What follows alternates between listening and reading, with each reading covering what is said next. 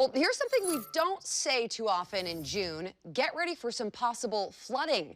It's all this rain we've seen mixed with snow melt. That is making for a very full Columbia River. We want to get outside to Fox 12's Kendra Kent joining us now live for what folks can expect to see as we head into this weekend. Looking wet out there, Kendra. Yes, it is pouring rain out here. We're standing on the banks of the Columbia, and the bottom line is that some people might expect some possible flooding, but it's going to be minor, nothing major. But folks who do live near the Columbia River should keep an eye on the forecast. Now, if you're going to be going boating this weekend, be extra cautious. Remember last June? By this time in 2021, we'd already had stretches of days in the 80s and even 90s. This time around feels pretty opposite. All the rain keeps coming, and now the chance for flooding on the Columbia River as water levels swell. I do know that the areas we're most concerned about would be from Portland and Vancouver all the way to Kelso.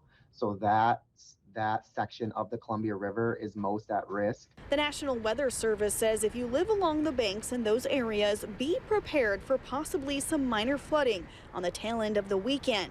Water levels sat around 13 feet Friday afternoon, but are expected to reach about 15.5 feet from Sunday to Monday, just a half foot away from sure flooding. A beach popular with homeless campers is entirely swallowed up. And take a look at how high the water is under the I-5 bridge. We got the boats coming in, so that's going to be... That could be a damper on your commute, as more bridge lifts are expected and necessary so taller boats and ships can pass through. Speaking of boats, if you plan on getting out on the water, the National Weather Service advises extra caution. The main impacts from minor flooding tend to be for recreational users. So think of boaters.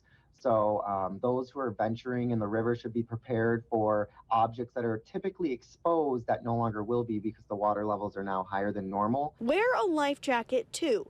Experts say the water is still very cold and the current swifter than normal. Now, Tuesday is when the water should start receding, and the National Weather Service says there are two factors that are relatively not completely certain when it comes to just how high the waters will actually come. And that is, one, exactly how much rain that will get, and two, whether or not they do need to release more water from the dams upstream that will obviously would push water up even higher here downstream.